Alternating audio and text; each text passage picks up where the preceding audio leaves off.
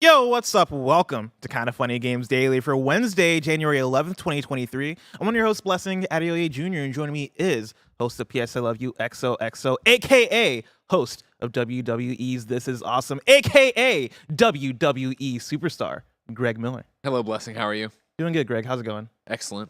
Happy to be here. I just downloaded Kart Rider Drift. Oh. Very excited to see how this pans out. Where I does this forget, come from? This is a Nexon one. This is the one Yeah. they've been talking about. It's going to be coming to consoles and everything else, but it's PC and mobile today. And it's cross-platform, cross everything. I think it's cross-progression, too.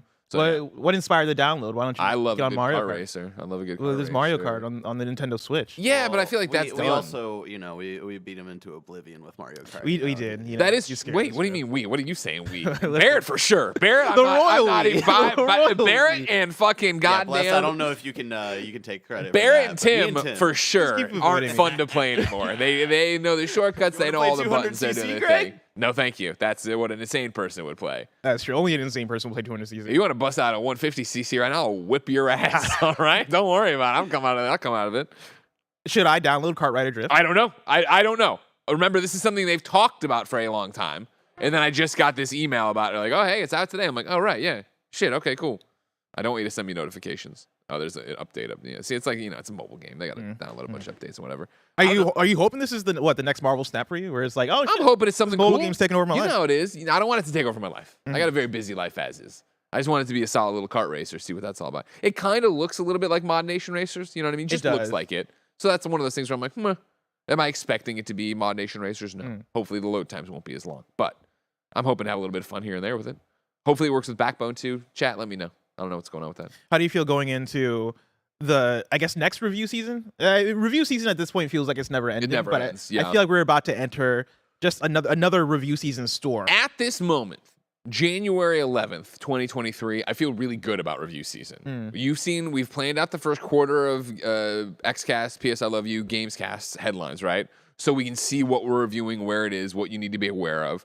I would say the fog of war is slowly being revealed out into like February-ish of like, when are we getting this game? And what do you think the embargo might be and that kind of thing? So I feel like we're on top of it right now. I'm still worried about that last week in January where we're getting Forspoken, Dead Space, and Season. Yes. 3 games that I Yes. think a lot of us are looking forward to. 100%.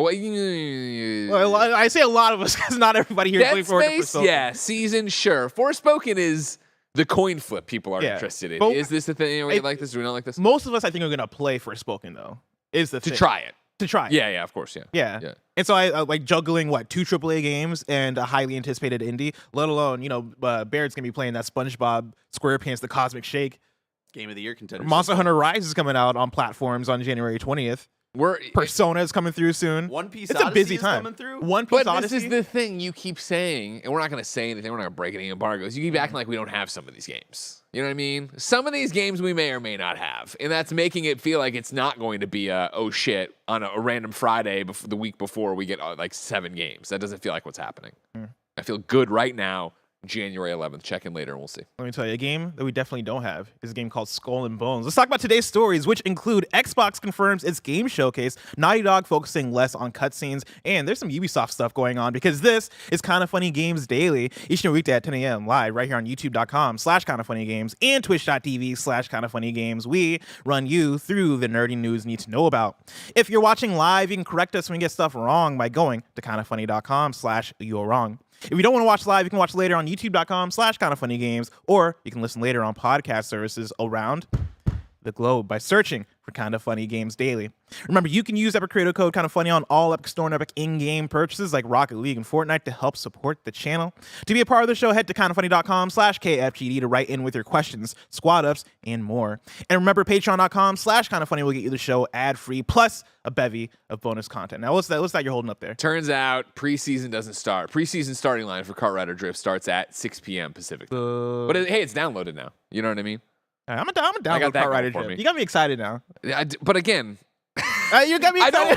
don't want you coming in tomorrow. I mean, like, this game sucks. Greg, How dare you, Greg Greg? was wrong. Greg knows nothing Greg about it. suggested I play Kart Greg Rider. knows that they've been saying that we're talking a good game. Throw up a Kart Rider Drift trailer, Barrett. They've been talking a will. good game. They've been talking about it. I being just need more cross- kart racers because I feel like there's not enough That is competition accurate. in the That kart is racer accurate. scene. Also, it turns out Bring back Diddy Kong Racing. the embargo is up for one of the games we just mentioned. One Piece Odyssey went up a couple of hours ago. Played the first hour, very fun, very into it. Mike has played that first. I think he's past the first hour actually, but he was enjoying it too, is what he was saying. He's not a turn-based RPG jabroni over there. Sure. But because of the love and power of One Piece, we will definitely both be playing that game and maybe talk a little bit about it more on kind of anime later this week. I've been seeing a little bit of buzz for One Piece Odyssey online as the review embargo has been going up. It seems like people are digging it, and It's seems got like Dragon Quest 11 vibes, man, and that fits so well in a 3D One Piece RPG game, man. Greg, I'm gonna need a code for One Piece Odyssey Why didn't you say it when I requested their codes? because I didn't think I would need a code for One Piece Odyssey when you asked. I played enough of these anime games to know that like most of them are not gonna hit for me. Okay. But PS5? yes, please. Also, what kart racer am I looking up? Kart Rider Drift. Kart Rider Drift. As you're doing that, let me update everybody on housekeeping. Housekeeping for you. The first episode of the year of The Blessing Show is up right now. If you don't know, The Blessing Show is my video series where I break down what's up in the gaming industry, and this new episode is the first episode shot from the spare bedroom. You can check it out and watch me recap 2022 on youtube.com/kindoffunnygames. Of course, this is my non-game of the year awards where I go through, I create a bunch of random ass categories. Mainly the categories are their conduit to getting me into talking about different games that came out last year and really recapping the year. And so if you wanna bask in 2022 and all the bits that we can come up with, me and Roger can come up with, making fun of 2022, go check out The Blessing Show. At the very least, go watch it and like look at how great it looks. Like you look great, obviously, as always, but look at this edit Raj did. Look at the studio. Look what he's able to do with all the cool tools we've given you guys. Like I'm so excited to watch this in full. I only got to see it came in hot. It did. Send Roger some love. He was editing this thing till the 11th hour. So yeah. Very excited to watch this. Roger killed it. As Snowmac Mike would say, Roger was in his Duffy for this one. Sure. Absolutely demolished this edit. And so go check that out. And then the brand new episode of PS I Love You, XOXO, and Xcast, the crossover episode, is now available. It is our video game fantasy draft where we pick teams of the best video games releases of 2023. That is up on both the PS I Love You and the Xcast podcast feeds, and also on youtube.com/kindoffunnygames. And Greg, I don't think I've actually gotten to talk to you about this. How are you feeling about those drafts? I feel really good about it. I feel really great about the draft. I think we're demolishing them. It was definitely one of those things where it's like you look at those lists and like, what a year this is going to be for games. Oh yeah. Like last year, I felt like when we started getting into that second half, you know, your last three picks, it wasn't slim pickings, but it was more of like, oh, like all right, like this is a gamble. Like I don't know. And like these were all like, oh man, yeah, I want to play all these games. Like by the time we finished, there's still games on the table where I was like, yeah, maybe I should pick this up because there's still. Did you go put good your bids games. in? Did you go bid on the? I mean, who knows? Did I bid? Did I not bid? I bid, Greg. I did. Why didn't anybody draft Kart Rider Drift? Unknown quality. I just told you. I don't know if the game's good or not. You just suggested it. You just the trailer said looked good. The trailer, like again, this is all just CG, but this looks like Mod Nation, right? Like, if they can deliver a fun kart racer in my pocket, I'm excited. I'm just saying, Greg, for how much you're talking about this game, I think you should have put your money where your mouth is and drafted this game. I agree. You should draft draft it right now. I guess. Well, it's also early access, right? Like it's not even really. This is preseason. They're calling it. Is that so it might not be eligible. Yeah. See, there you go, Barrett. Why don't you pay attention to the rules? There you go. Stop looking at new hats online. What's the latest hat you looked up, Barrett? Describe your latest hat. I don't look up hats. Green hat. I want a red one. I want a beanie. I just happened to go to the Blink-182 store and they had a nice beanie. Oh like, yeah, there it is. Of course. There It's always a beanie with Barrett Corney. Cover up my balding head. What do you think the B in Barrett stands for? It stands for beanie because he's always wearing those beanies. Thank you to our Patreon producer, Delaney Twining. Today we're brought to you by Honey, but we'll tell you about that later. For now, let's begin with what is, and forever will be, the Roper Report. It's time for some news. We have 8 stories today.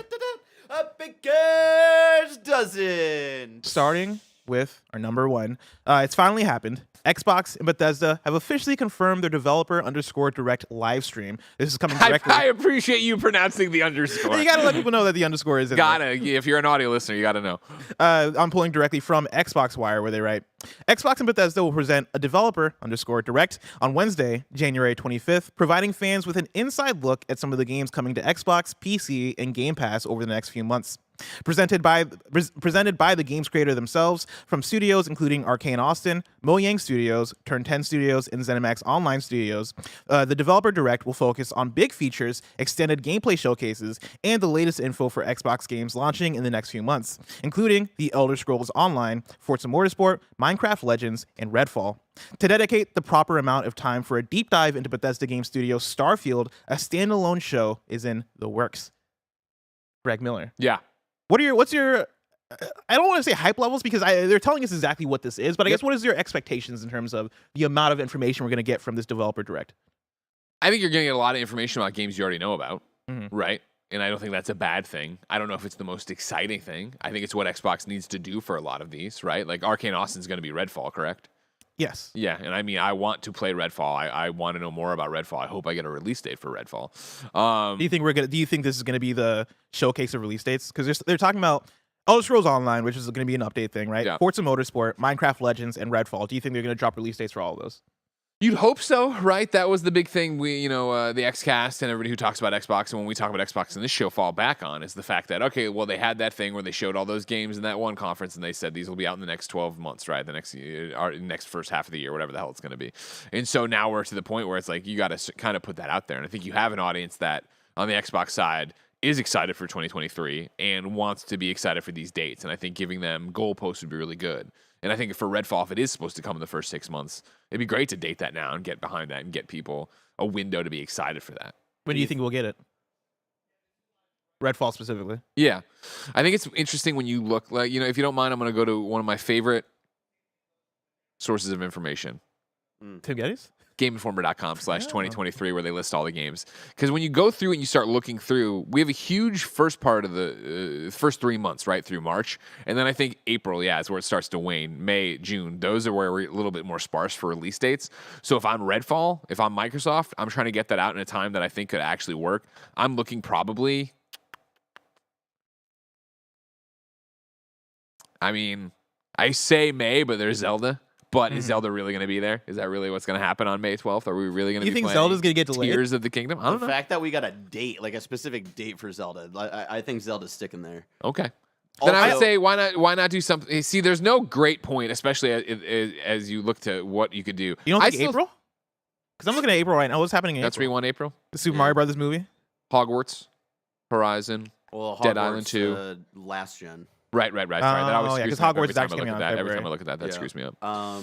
Yeah, April would work. That'd be fun. You want this to hit at a point where people are going to be able to be like, all right, cool, let's at least try it. It's on Game Pass. You get in, you get invested with your friends, you have a good time, you run around, you kill a bunch of You want it to be like an Outriders moment. Even though I think Redfall, I would imagine, is going to hit harder than Outriders. You hope so. Yeah, like it should, right? That is an Arcane Austin game. That is an Xbox first party game.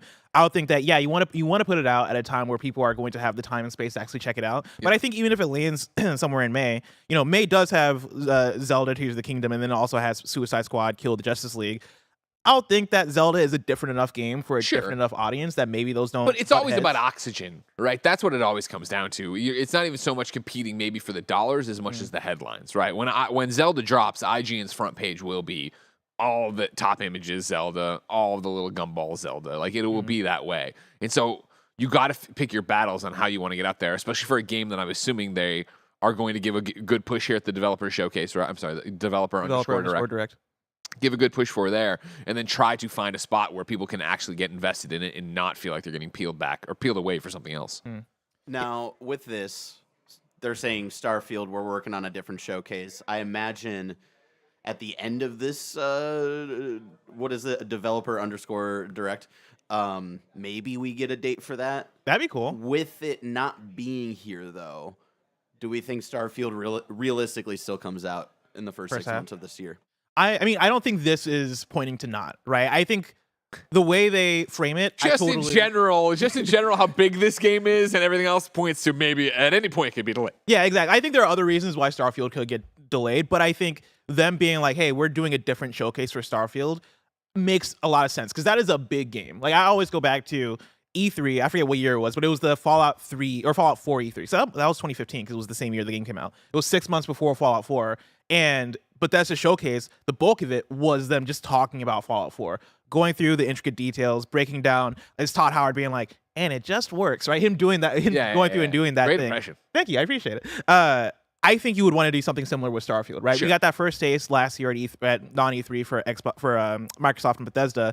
I think you want to do an even deeper dive. That is, hey, here's 30 to 40 minutes on Starfield, and I think You if got to you're get gonna into do that. systems, right? Yeah, You gotta, exactly. Everybody looked at it and was like, "Oh, it looks like a nice a triple. It looks like another No Man's Bethesda Sky. game. Yeah, it looks like this. Like, you need to get into what the factions are and what the stories are. Yep. Do something similar to like Megaton, right? Where you kind of show a quest that has a huge branching path of like, Oh my god, you yeah. can do this. If you they can can do get that. in there and show like one major side quest and just take you through the whole side quest, Yeah. I think that'd be a strong way to show it off. You do want to show off the factions. You want to show off the things that the fans are really going to care about. Yeah. Right. As people who've played games like Fallout and Skyrim, we know what we come to a Bethesda game for. You're coming to it for the factions, for the story, for the different like skill trees and upgrades. All right, how's the combat going to work? Is there like a VAT system, or is it going to be real time? If so, sell me on the real time combat, because you're Bethesda and I don't know how much I trust you yet with like, just regular first person shooting. But like, show me all the questions that we want answered. I think you're going to need some time for that. So I think it makes complete sense to me that Starfield is going to be a separate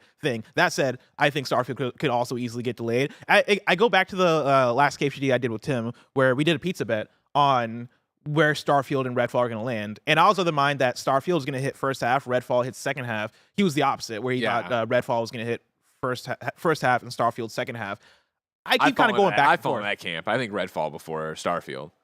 I go back and forth. Like I really have no idea where their heads are at with this thing, with these games, where their I guess preparedness is at, because the rumors on the Xbox side I feel like are off the chain. Every time I check online, it's always people saying something different in terms of, oh yeah man, I heard Redfall got delayed 4 weeks.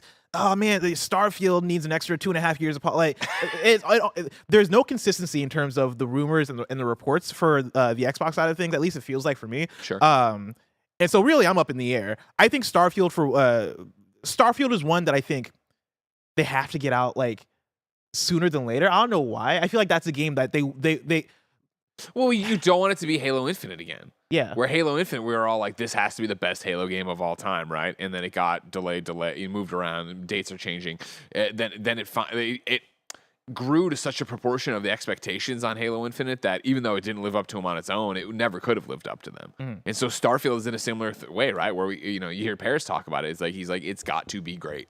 After everything Bethesda's been through with their games, right, to get to this point, have this be the big one for Xbox 2 now to hang their hat on, you have to have that game come out and deliver and be excellent, which means you have to keep delaying it if it's not ready. Yeah, and I think Redfall's a smaller experience. I think it'll be not like it's going to be like a 2-hour game or whatever, but compared to a Starfield, I feel like Arcane's probably got their heads wrapped around that better in a way that like, okay, cool, this is a complete package almost. We can give a date, we can get it out. I think where I come back to, and of course anything can change, right? And video games are very hard to make, but I come back to that.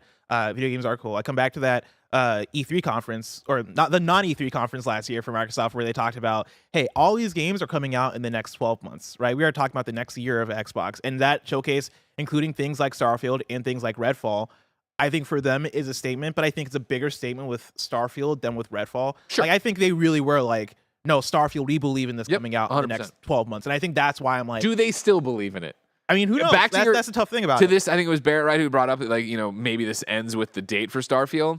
Or not the date for Starfield, the date for the Starfield showcase they mentioned here, right? Starfield standalone show is in the works. If they don't end with a date for that, then that would be for me being like, okay. That makes sense. Yeah. Where are you at with Redfall? What's your hype levels of Redfall? Fairly hyped. I honestly, this is probably crazy, and I'll probably eat my words eventually, but I would say I'm more excited for Redfall than I am Starfield.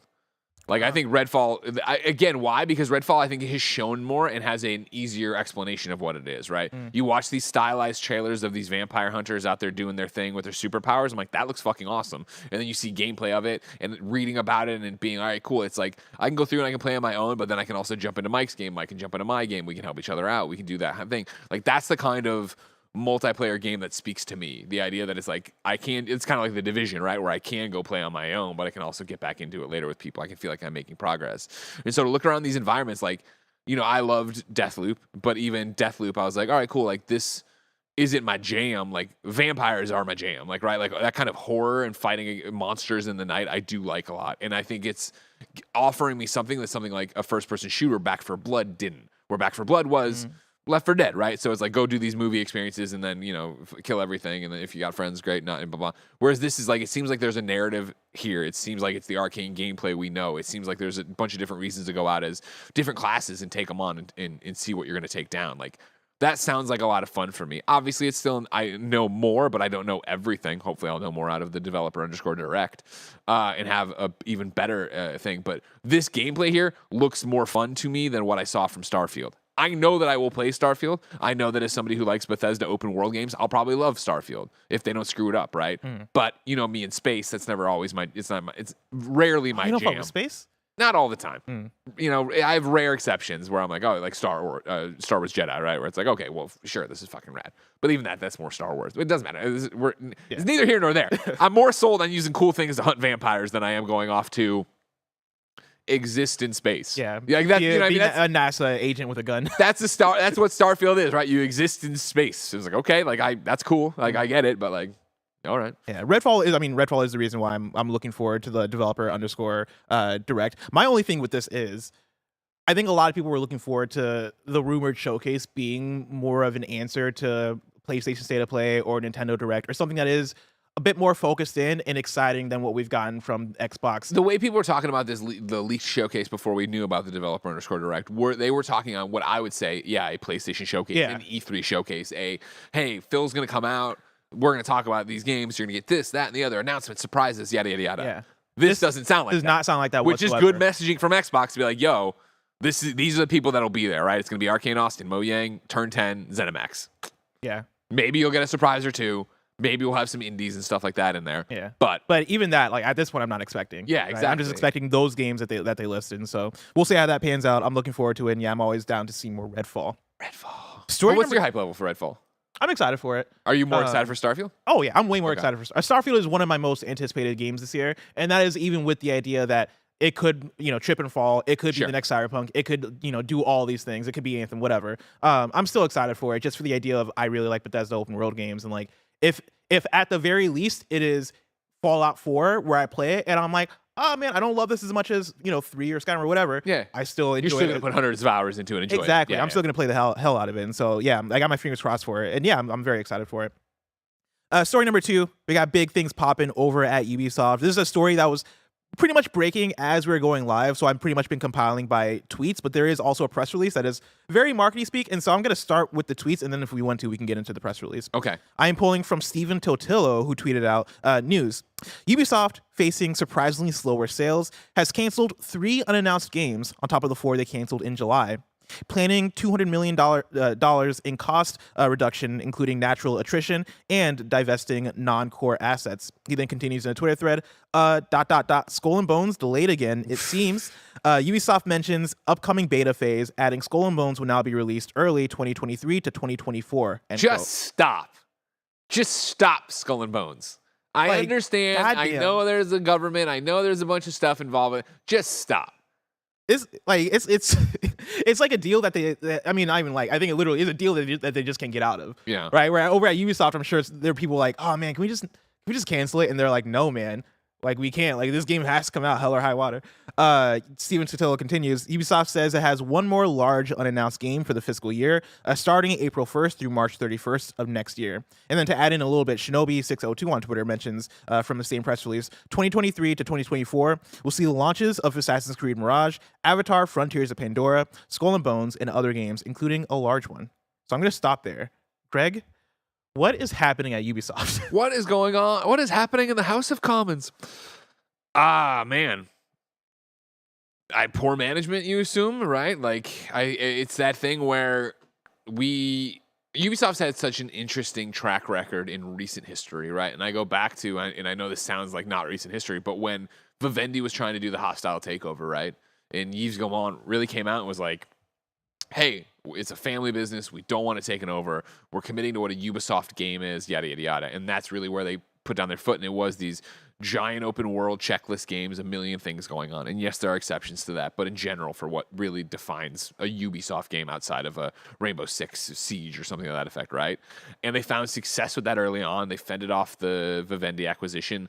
They really came into being, we're Ubisoft and this is what it is. And I assume there is a hubris to it, but then it's also just the growth and how long video games take that, hey, they keep going that way, and you have a whole bunch of people in this gigantic studio. When you talk about how big, gigantic publisher made up of so many gigantic studios, right? You see that trickle out of like, hey, we're on board with the Ubisoft method and we're making Skull and Bones. We're on board with the Ubisoft method and we're making Pandora. We're on board and we're making XYZ, these unannounced games we don't even know about, right? And everybody's like, yeah, that's great. And I feel like that was great for a bit.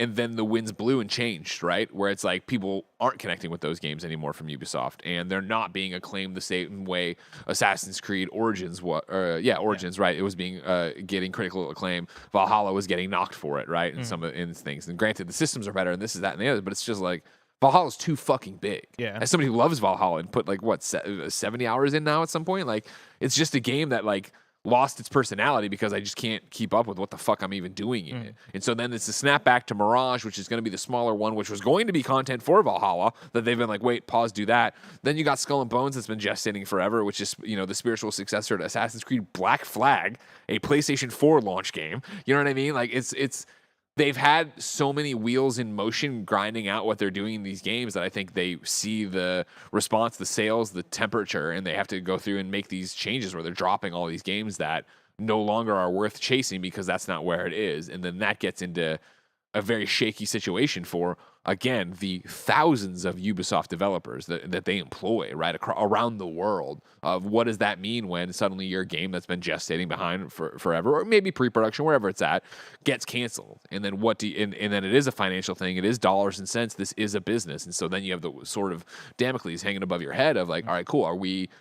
Are layoffs next? Is that what happens here? How do you do this? And even before layoffs, right, with like everything that's happened at that company in the last few years, especially everything that's come out during the pandemic of like how many thousands of employees are we still talking about? Are people leaving and stuff like that? Like, what does that look like on the inside as well? Yeah. I mean, you're talking about a very hectic few years for Ubisoft, especially when you're talking to bring in like, you know, company culture type stuff. Yeah. The editorial team, which was the team at Ubisoft that was in charge of pretty much establishing their game direction and what's next for Ubisoft and like greenlighting games and all that stuff. You know, that team saw a big shakeup, and there was complaints about that team being, you know, too just stuck in the past in terms of not understanding where to go, not having diversity in terms of the ideas and the voices there, and them being stuck in the Ubisoft formula because that team kept kind of putting them in this rotation of the same type of content.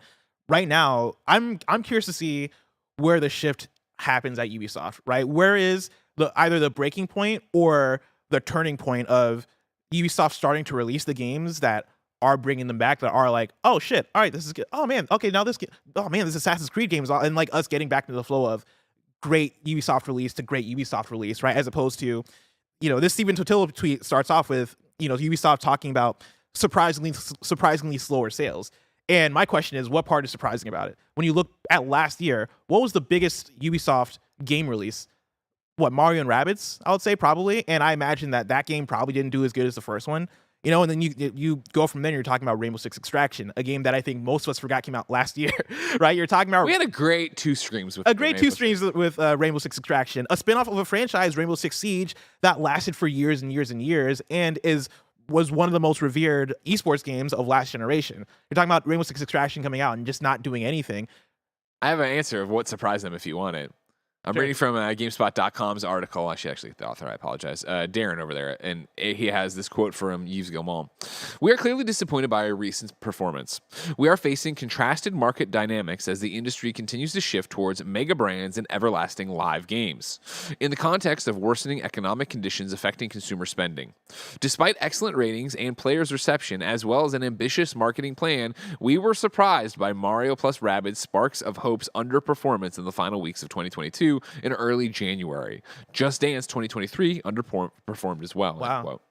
Big marketing push? I feel like Mario plus Rabbids was not marketed well. Well, there's a difference between marketed well and seeing a bunch of banner ads on sites and shit like that. I definitely saw banner ads and crap for it. But yeah, there you go, right? Like you talk about things like Roller Champions.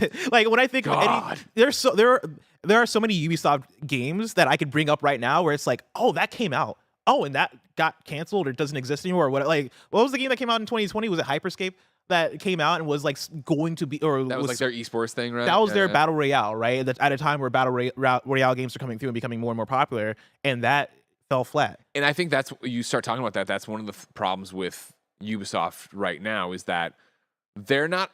I should say not. Maybe they're rarely at the forefront of a trend. It is that, hey, Battle Royale's huge. Let's make this thing. Okay, cool. That didn't work. Maybe we were too late to the pile on it, right? Hey, you know what? People are talking about NFTs. Let's shove them into this Rainbow Six game real quick and see, oh, people hated that. Okay, well, fuck. You know what I mean? Like, I don't feel like they're making... No, and I'm not talking about their games. They're not doing original ideas in terms of, like, new breakthroughs. This is what it needs to be. This is what it's going to change up, right? Which is fine because I enjoyed platinuming Far Cry 6, right? But...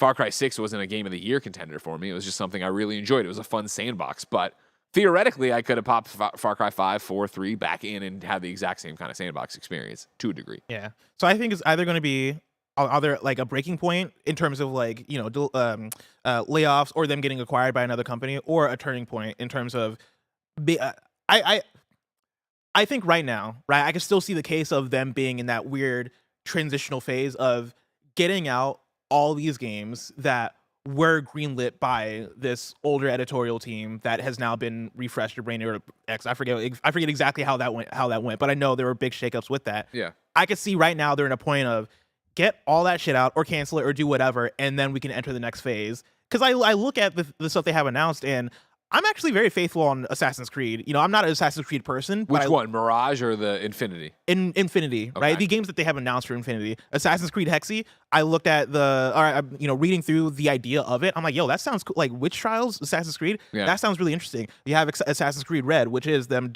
going to Japan and yeah. finally giving people the Assassin's Creed game that they've been asking for forever. That's a game as somebody who loved Ghost of Tsushima, I want to try out that Assassin's Creed game. Sure. You know, I'm somebody who's never really been that into Assassin's Creed, and I'm about to be in with those games. And I'm sure Mirage is going to speak to its own audience as well. But you look at that, you look at them remaking Splinter Cell, and I think that could be a possible win if they nail that. I mean, the Prince of Persia remake went off without a hitch, so. Of course. But I would think Splinter Cell gets a bit more love than Prince of Persia. Sure. Fingers crossed, right? You know, who knows how Avatar does? I'm not an Avatar person, but like maybe that could be a good win for them if that comes out Sure. and is really good. That was really great timing, Barrett, on bringing up that Avatar thing. But yeah, you have games like that could be promising for them. You have Beyond Good and Evil 2, which does that exist never or not? happening. That's no, never that's happening. That's You still know? a whiteboard. I think another breaking point is if one of these big partnered IP games gets canceled. Oh yeah. Like if they have to cancel the Star Wars game Oh. or the Avatar game, man, like That's the other one is Star Oof. Wars. I forgot about massive Yeah. Star Wars. I think could be pun intended, a massive hit for them if Sure. they do that right. And I You think know? what you're talking about, right, is, you know, a little bit of what Yee's talking about here, right? Where he's talking about shift towards mega brands and everlasting games, right? Like he uses that as a knock here for why his games didn't do well, but I also think that'll be the reasoning why these games are canceled, why studios will close or at least have layoffs, and you'll see them really, all right, cool, we make Assassin's Creed, we make Far Cry they're not walking away from, we make Rainbow Six, we make the Star Wars game, we make this Avatar game, and that's what we make. We're not going to have a bunch of weird little shit going on. We're not going to be, you know, trying things that aren't off of a mega brand. We shall see. We shall. Ladies and gentlemen, let me tell you about patreon.com/kindoffunnygames, where you can go. You can get the show ad-free. And speaking of ads, let us tell you about our sponsors. Shout out to Honey for sponsoring this episode. Honey's the easy way to save when shopping on your iPhone or computer. Thanks to Honey, manually searching for coupon codes is a thing of the past, and we all know there's nothing better than the feeling of saving money. Honey's the free shopping tool that scours the internet for promo codes and applies the best one it finds to your cart. Here's how it works. Imagine you're shopping on one of your favorite websites. When you check out, the Honey button appears, and all you have to do is click Apply Coupons. Wait a few seconds as Honey searches for coupons it can find for that site, and if Honey finds a working coupon, you'll watch the prices drop. We here at Kind of Funny have been using Honey for years, and it has literally saved us thousands of dollars on tech, costumes, food, you name it. Honestly, I just love how easy it is to just set and forget and save. Honey doesn't just work on desktops, it works on your iPhone too. Just activate it on Safari on your phone and save on the go. If you don't already have Honey, you could be straight up missing out. And by getting it, you'll be doing yourself a solid and supporting this show. Get PayPal Honey for free at joinhoney.com/kindafunny. That's joinhoney.com/kindafunny.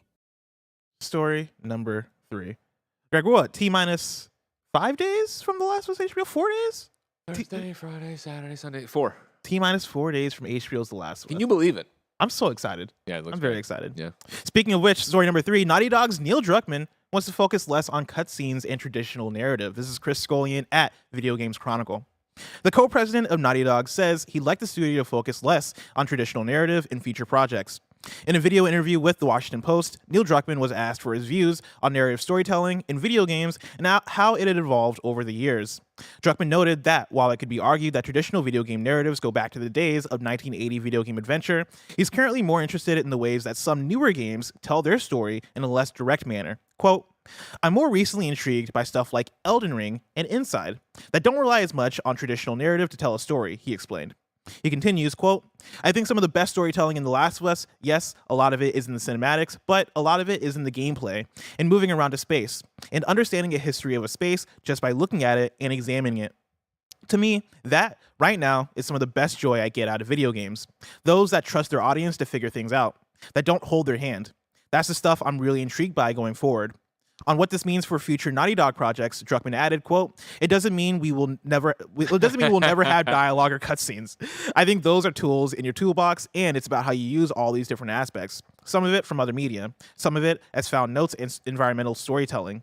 I think there's a way to push that stuff forward, at least for the kind of games we want to make at Naughty Dog. I'm really intrigued. Again, we're never resting on our laurels and trying something a little bit new, a little bit different, that not everyone's going to like, but that's okay. And again, it's stuff that we're working on now. I can tell you that teams are very excited by the different projects we have at Naughty Dog, end quote.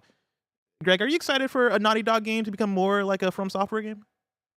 It's a bit of a bridge. It's a bit of a leap you're making there. But yeah, I'd be excited for it. I think, as much as people want to dog on Naughty Dog for just being cutscenes or a movie or whatever, like, we talk about it all the time, the Ishmael story from Last of Us 1, right? Which was told completely on a side mission, objects you pick up and read and put it all together. Like, that was great. I'd love more stuff like that. And I would like, to some of my favorite things in games is exploring an environment, piecing together the story that was there, right? That it isn't just they threw together a house for you to run through and beat somebody up in, right? It is the fact that, oh man, somebody really lived here. There was something was really going on here. That is exciting. And especially the same way of like, what Neil's talking about here of like having it be the conversations happening outside of cutscenes. We talk about that all the time too, right? Of like, you look at something like God of War, right? The way Kratos and Mimir and Atreus talk to each other on that journey, like that bolsters the story you're telling. It is the story you're telling. Some of the greatest moments in that game happen just along the way, right? Little conversations you throw back and forth at each other of what somebody said, or right, I don't need a snack, or all these. Or I guess that was a cutscene, though, wasn't it? I take that one away. But you know what I mean? Like, I want to say a spoiler one, but I won't say a spoiler one. But there's things like that that are happening that are changing the way you interact with the game. So it isn't think of like Uncharted 1, where it was just fucking kill this monster closet full of pirates to get to the next cutscene with Drake and Elena. Like, I do like to see those walls fall down. Yeah, I think this is fun and fascinating. The thing I do like about the story a lot is how Neil's referring to these things as tools. Yeah. Hey, there are different tools we can use to tell a story in a video game. And to me, that makes it special, right? I think for me, that's what separates video games from things like movies, things like books, right? You have an additional option to really interact and walk through a world. I love that he mentions, Elden Ring, but he also mentions Inside. And Inside I would put up there as one of my favorite stories in a video game. And that's a story that has zero dialogue. Yeah. It is all show, don't tell. And I think that creates this level of, it creates this level of satisfaction as a player to look at things and really be able to connect your own story based on everything going on in the environment, how characters are positioned in the world, how like this thing fell over and you have this thing spray painted on the wall, and like all the things that we think of when you think about environmental storytelling, right? You Sure. go back to BioShock or whatever of like, oh man, yeah, shit, like fucked up shit happened here because look at it, Yeah. Like that type of stuff I think is fun and entertaining. And for Naughty Dog, a studio that I would say is at the top of their class when it comes to cutscenes and cinematics and voice acting and all that stuff, to look at that and go, sweet, all right, we've killed it here. How do we go even further with the environmental storytelling to give players like an experience that they can only have in a Naughty Dog game? Sure. Right? I think that's something special. What's interesting too is, this is a conversation on the precipice of us finding more about Last of Us Factions 2 and how that is going to be. It keeps saying it will be a Naughty Dog game. It's it's multiplayer, but it'll be bigger, and and people keep pointing to it being something like The Division. That's a game right there where I think environmental storytelling would go so far, because if it is you, me, and Mike running around the streets of San Francisco trying to survive against clickers, like it's weird when a cutscene plays in a multiplayer game sometimes, right? Where it takes you out of the action, or somebody goes ahead and triggers it while you're in the middle of crafting something and it throws you over there. Or you get this thing of like, stop crafting, they're trying to enter a cutscene, which is a game breaker. Like, if they're trying to take these tenets and put them into the story they're telling in factions, that could be interesting too. Yeah. And I mean, one thing I love about Naughty Dog is how in their environmental design, they're able to telegraph things, right? Yeah. When you go back to the early Uncharted's, you know what things you can hang off of or where you need to climb based on this thing is yellow, right? Or this, in more modern Naughty Dog games now, it's like, oh, this wall is scratched up. I can probably climb on it. If it is, while playing Last of Us Factions, we go to an area and we're like, oh, this area belongs to this faction based on how different it looks. Oh man, this is a Scars area because of like how everything is laid out. You know, like I think that is something that Naughty Dog would be able to pull off because that is their bag. Like for sure. I know he's talking about environmental storytelling as if they don't already do a lot of that in their games. They actually do. But yeah, I think them taking that and elevating that idea way further could really make something special, especially in something like Factions and whatever new non-multiplayer game they're working on. Hell yeah. Speaking of PlayStation, story number 4, PlayStation VR 2 Oculus founder, or let me rephrase this because I'm copying and pasting here. The Oculus founder was blown away by PlayStation VR 2. This is Ryan Dinsdale at IGN. Oculus founder Palmer Luckey has revealed he was blown away by Sony's upcoming PSVR 2 virtual reality headset. Replying to a tweet from the head of PlayStation Indies, Shuhei Yoshida, Luckey said he'd had the chance to try the new headset recently and has high expectations for its future. Quote, I was blown away when I used PSVR 2 recently, he said. The first PSVR was arguably the biggest success of the generation, and this version will do even better, end quote. PSVR 2 will seemingly be a major upgrade over the original headset, not just because it's being released 7 years later, but due to the inclusion of the brand new VR-specific controllers. The upgrade in tech has naturally created an increase in price. However, as where the original PSVR was the best budget headset on the market, Sony's latest costs a hefty $549.99, $50 more than the required PS5 console itself. Greg, does Palmer Luckey loving PSVR 2 do anything for you? No, fuck him. But I do like this thing of, and this version will do even better. You know what I mean? Like, that's a claim. It's not, though, and right? I'm fascinated to see, and I know, stick with me, it's an old, kind of funny story, but when Lauren Lanning came through for that GDC, when they announced PlayStation VR, none of them were out, but we were talking about VR, and we asked him, like, what do you think is going to succeed? He said PlayStation VR. And we're like, really? Over Vive, over, Oculus? He's like, yeah, this is the one that's the cheapest. It's good enough for the price, and people already have the PlayStation 4, so it's just going to be easy to do, and that's why it'll win. Mm-hmm. And it did, right? This one will do even better. Like, that's, yeah. I mean, I remember looking at Lauren being like, I don't know, man. And this one, I'm like, I don't know, man. Like, we cover games for a living.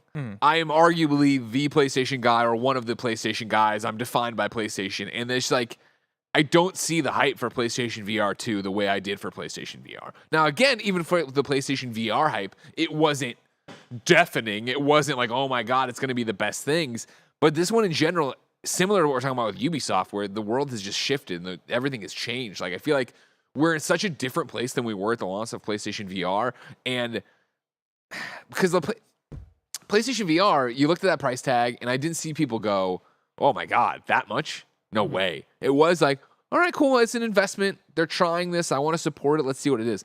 This is the one where I see the $550 and people are just like, really? Like, when I pre-ordered the PlayStation VR, I was not excited about it. And that's the thing is, I think original PSVR, I think you're willing to make the investment because you're talking about a technology that it has kind of a foggy future. It could be bright. It could be not, right? But it is an investment you're making because VR is this new and exciting thing.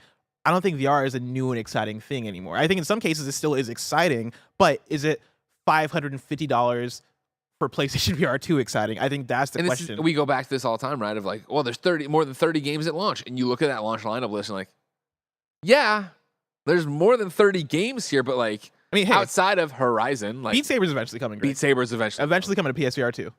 Eventually coming, not even at launch. You know what I mean? It's now right now, blessing it's being developed. Finally. It feels like PlayStation VR's launch felt like a celebration and a cool thing PlayStation was going out on. This one feels like they're trying to climb a mountain. Yeah. And I just don't know if the mountain's calling them. Horizon. Horizon calling mountain. Like, it's like Call of the Mountain will need to be such an amazing game to justify this price tag at launch and why people are in at launch.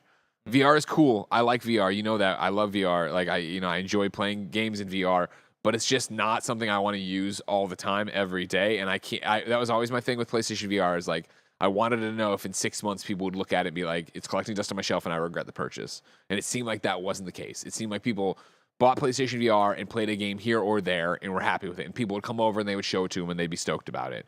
For PlayStation VR 2, like, if I look over and it's $550 on my shelf that I haven't touched in 3 months, or I'm seeing experiences that are better and look better, but are also working on the Quest 2, you know what I mean? My wireless headset that I have that's cheaper than this, like, I don't know, man. I'm fascinated to see how this all shakes out. I'm excited to get hands on. We still haven't used it. Like, we're gonna cover it and we're gonna play it and we're gonna review it. And I'm excited for Call of the Mountain. I'm excited for Resident Evil. Honestly, I'm excited to see how the hardware is improved. I think that's the one thing that does excite me about trying out PlayStation VR 2 is that I think once I put it on and once I get my hand on the controllers, I assume I'm gonna be wowed by it. Because you are talking about an expensive upgrade, right, for VR, and it having the eye tracking and it having the new controllers and it having the DualSense functionality and all this stuff.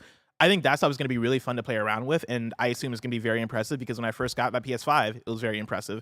But the thing that I come down on when it comes to the longevity of it are things like the library, are things like the price for other people to get involved, and like, are people going to drop off? Are developers going to drop off years after the release of PSVR 2 because there's not the audience there? Yeah, and it's how, what about PlayStation first party commitment and how much they'll actually be doing for it? It went by real quick, so I'm sorry I did not get your name. In one of the chats, somebody did say, though, the problem with VR is you don't believe it till you try it. What I would counter with is that was the original argument, but now you are talking to at least us, two people who use VR quite often. And I have tried PlayStation VR, and I've tried Quest 2, and I own those devices, and I'll try this and own this too. I hope I'm wrong.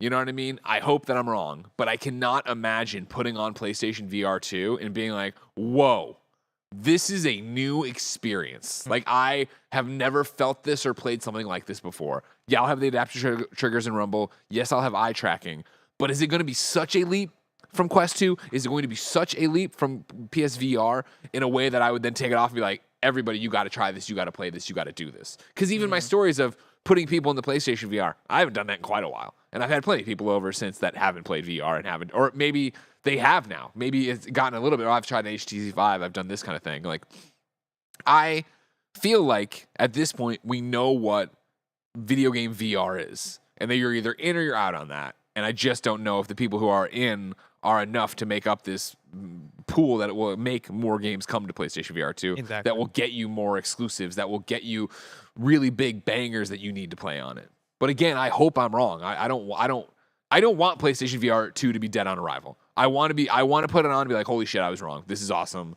Everybody should pick this up. It's worth the price. Let's go. Story number 5. Final Fantasy 16 producer denies the existence of a PC version. This is Ryan Dinsdale at IGN. Final Fantasy 16 producer Naoki Yoshida has denied that the upcoming Square Enix game will appear on PC, telling interested fans to buy a PlayStation 5. A video clip published to a Japanese website, Nico Video, was shared on Twitter by industry insider Genkai, who translated Yoshida's comments, which have been verified by IGN, regarding a PC version of Final Fantasy 16. Quote, "Nobody said a word about a PC version releasing," said Yoshida. Quote, why is it like a PC version is releasing 6 months later? Don't worry about that. Buy a PS5. Sorry, I went overboard. We did our best, so please look forward to it." End quote. The claim that nobody said a word about a PC version is untrue, however, as Square Enix itself did. The original reveal trailer for the game claimed blatantly that it is also available on PC. Right now, if you're watching the video version of the show, Barrett has the reveal trailer pulled up. If you go to the end of that trailer, on the bottom, it'll say, coming to PC. And while Square Enix mysteriously scrapped this claim soon after, the PS5 exclusivity was brought into question again in November 20... Also available on PC. It's crossed out by the YouTube red line, but it's there. Yeah. Exclusivity was brought into question again in November 2022. An advertisement for the PS5's DualSense controller said Final Fantasy 16 would only be a PS5 exclusive for 6 months, implying that it would arrive on another platform, whether it be Xbox, Nintendo, Switch, or PC in December 2023, 6 months after its June 2022 launch. The exact nature of its exclusivity is still unclear, though, and based on Yoshida's comment, this is even the case at its developer. What a story. This game is coming to PC. I'll let y'all know right now. 100%. This game is coming to PC. Probably 6 months, maybe a year after, who knows, but It's coming to PC. No, But buy it on it's going to PS5. be my PlayStation exclusive blessing. How dare they get it also on PC? Listen, man. No. Even Is PlayStation. that Todd told Howard? No. it doesn't work. But yeah, it's just a funny story, and I want the backstory of why Yoshida is like, no, like it's not coming to be. I wonder if it's him being like, no, please just buy the game on PS5. I think it's definitely. I'm sick of answering these questions. Please buy. We're working so hard on this game. Yeah, Buy it on PlayStation 5. Don't please make hold it out launch. for this PC version. Great, yeah, like exactly. don't hold out for it. Yeah, help. I'd like to set some numbers here. Exactly. Story number 6, Simon Pegg is playing the Headmaster Sean! Black in Hogwarts Legacy. This is Adele Anchor's range at IGN. Simon Pegg has joined the wizarding world of Harry Potter, voicing the infamously cantankerous Headmaster Phineas Nigellus Black in Hogwarts Legacy. Pegg describes Did you know he was infamously cantankerous? I did not know that he was infamously cantankerous, actually. You learn a new If thing you read every the day. books, you would. Okay. I don't even know. Was he in the books? Yeah, he's like a prominent character. But he like, wasn't those in the last movies. They completely cut him out of the movies. Gotcha. Does he have a Yeah. friend named Ferb? I don't know. He's one of like the portraits, you know, like how you can talk to a portrait of somebody. So Oh. like that's how he is in those stories. So Gotcha. I don't know about his friends named Ferb and Phineas and stuff like that. Pegg describes his character, the great great grandfather of Sirius Black. Oh, I know Sirius. I know who that is. As the least popular headmaster in the history of Hogwarts School of Witchcraft and Wizardry. Quote, we saw Phineas in the books and the films. He was a portrait in Dumbledore's office, but this is at a time when he was actually actively the headmaster, Pegg notes in the announcement video, taking us behind the scenes of Hogwarts Legacy and introducing his character. The cast also features Leslie Nicole as Professor Matilda Weasley, the deputy headmistress of Hogwarts, Candace Cain as Professor Onai, a gifted seer and divination teacher, and Sam Kapala as Professor Satyavati Shah, a teacher of astronomy who is devoted to the sciences. Cool. Yeah. I like Simon Pegg. I love Simon Pegg. Yeah, what was the last time you watched Hot Fuzz? Well, we just didn't review over over COVID.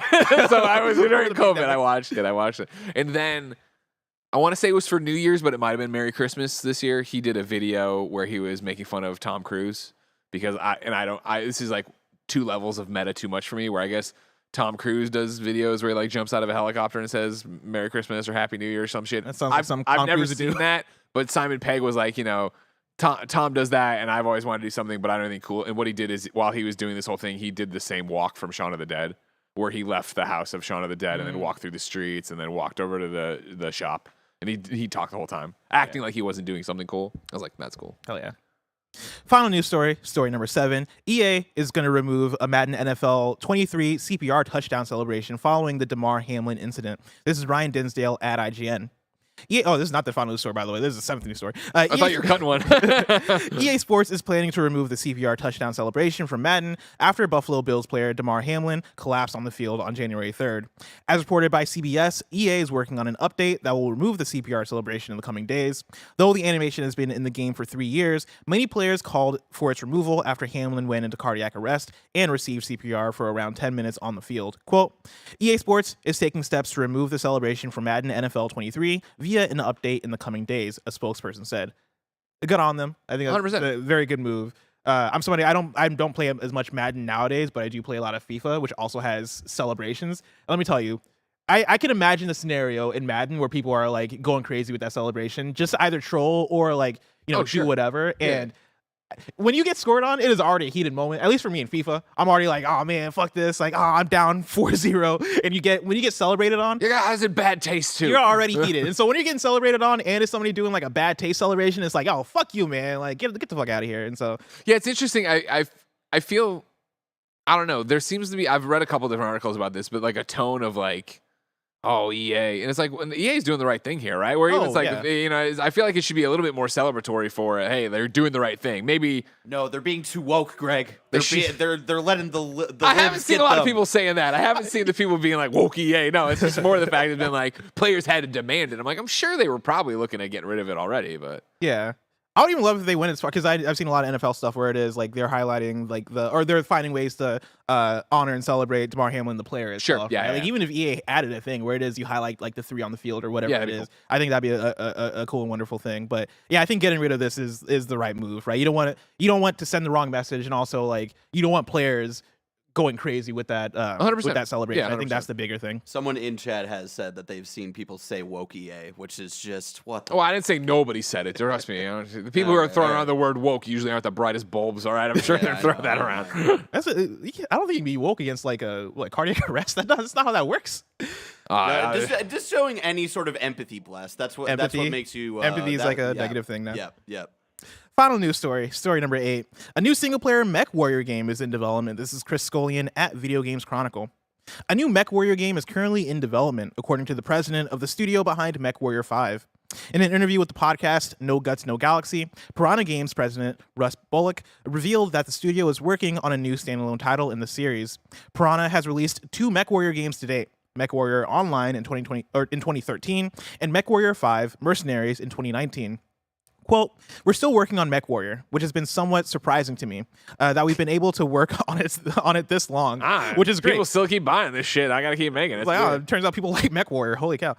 Bullock said. He continues, everyone knows we have DLC 4 coming out for MechWarrior 5, and there is another MechWarrior game in development at Piranha, end quote. Explaining that the other game is another single-player title, Bullock clarified, quote, it's not MechWarrior Online 2. It's not the successor to MechWarrior Online. It's not an online PvP game. Think of it more in line with MechWarrior 5, but a standalone game, a standalone product. So I guess that's an exclusive announcement for you, but that's all I'll say for now, end quote. Listen, I'll knock out every game that it's not, but I'm not going to tell you too much He's about like, it. it's not MechWarrior 6, but it's not the online MechWarrior, so... Take with that what you will. Cool. I'm not a MechWarrior person. I don't know if you're a MechWarrior person. No. But I went back and I watched the IGN review for MechWarrior 5 after I saw this announcement, just because I was curious. And I was like, oh, all right, cool. I can see why people would like this. This is a cool mech game. I'm surprised Andy Cortez hasn't gotten into MechWarrior. Well, remember, he likes Gundams, not mechs. Oh, that's good. I don't know the difference, but he'll talk your ear off if you ask. I think one of them is like an anime and the other's not. Right. I'm pretty sure that's pretty much it. Yeah, pretty much it. There you go. Greg, I'm very excited for MechWarrior fans to get access to the next single-player standalone MechWarrior game that is in development. That might be MechWarrior 6. That might not be MechWarrior 6. But is it an online MechWarrior? It's not an online Okay, MechWarrior. okay. Just so you're clear, it's not online. Just making sure. But the release of that is just so far away. If I want to know what's coming out to mom and pop shops today, where would I look? The official list of upcoming software across each and every platform, as listed by the Kinda Funny Games Daily Show hosts each and every weekday. Yeah.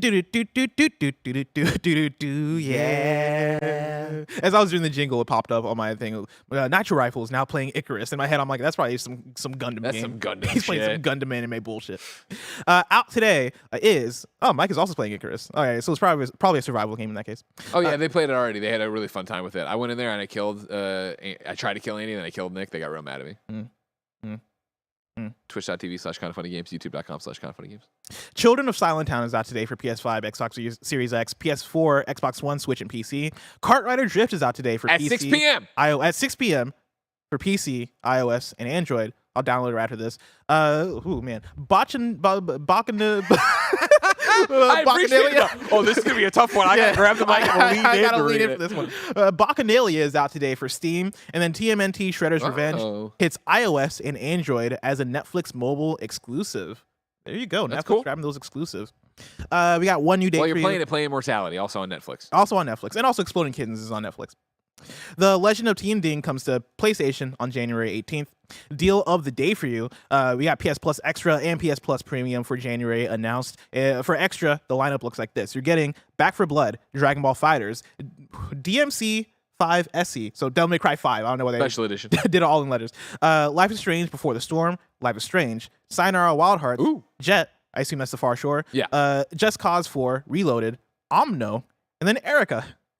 Erica makes me smile because I played Erica like right after it got shadow dropped after a Gamescom. Yeah. And I was like, this is a very mediocre FMV game, and that was my jam. I love my mediocre Oh, FMV man. games. For me, it was I was playing it, and then it was like, unlock the lock. Here's how you lock pick. I'm like, I'm gone. It's like, no, I'm out of this. This is not good. For PS Plus Premium, you're getting Siphon Filter 3, Star Wars Demolition. Let's fucking go. I've never heard of this game before, Blessing. I had to look it up. I bring up Star Wars Demolition Damn. infrequently. So it's basically Twisted Metal, but in Star Wars. It was out for the PS1. Okay. I played this back in Look the at day. Boba Fett's little legs. So they have Boba Fett as a playable vehicle.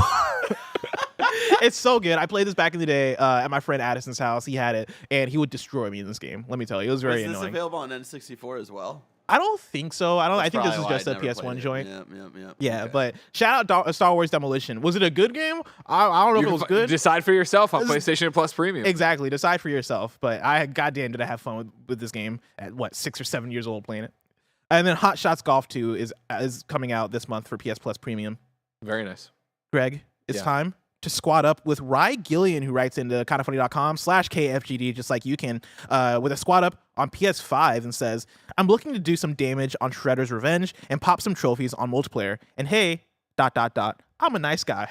If you want to play with nice guy Rye, you can add Rye on PS5 with the username Mr. Nice Guy Rye47. Nailed it. That is Mr. Nice Guy, all one word, MR Nice Guy RY47. Go play some Shredder's Revenge, pop some trophies. Now it's time for kindafunny.com/you're wrong, where you write in, let us know what we got wrong as we got it wrong, so we can correct it for those watching later on YouTube and listening later on podcast services around the globe. Editorializing. Dana writes in and says, Ubisoft revamped its editorial team. Not really a shakeup. Is there a difference between... I feel like a revamp is kind of a shakeup, but... I feel like that's just a fancy word for like maybe we demoted a person or two. Yeah. You know? I would include a revamp and a shakeup, but it's all semantics at that point. Keith writes in and says, Bless said he's not an Avatar person. They're called Navi. Show some respect. Don't show respect. I don't even know what that means. And did I pronounce that right? Is it Navi or Navi? Or no? I don't watch those movies. I'm not Tim Geddes. I'm sorry. Oh, yeah. I don't watch the blue people You got Avatar. taste. The only Avatar I watch is The Last Airbender. Yeah. Yeah. Nano said Star Wars Demolition was on PlayStation and Dreamcast. There you go. Makes sense why I missed it. And that's it. for I'm looking here. I think kindafunny.com. you're fine with. I don't agree with nanobiologist. I'm reading the article he put in here for the revamp versus restructure or whatever. You're fine. Yeah. You're fine. That's it for kindafunny.com/you're wrong. Tomorrow's hosts for Kinda Funny Games Daily are going to be Greg and the one and only Stella from IGN. And what's interesting about that is we can confirm we are going to officially, exclusively announce the nominees for the DICE Awards. Wow. Whoa, like on the show? Yeah, yeah. that'll be the Whoa. first On place. Kinda Funny Games Daily? Yeah. Oh, look at that. Big A nice day, big exclusive day. for the show.